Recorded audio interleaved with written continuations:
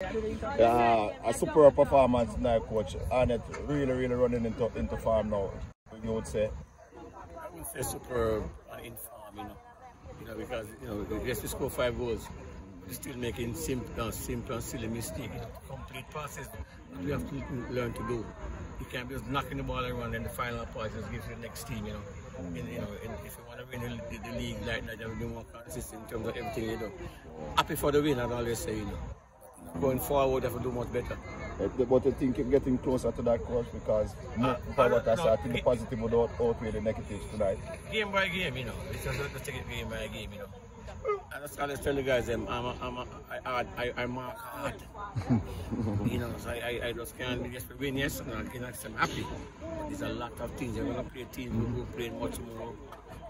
So use this game as a game. You practice your control, your passing, your shooting, your goal, right? To go and go to a stronger team. But the momentum is certainly building confidence and giving you motivation going forward. Well, I will help the guys, It's motivation for them.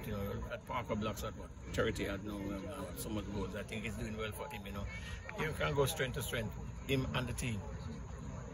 All right, just for Coach all the best. Yeah, man, and again, crime and violence must stop.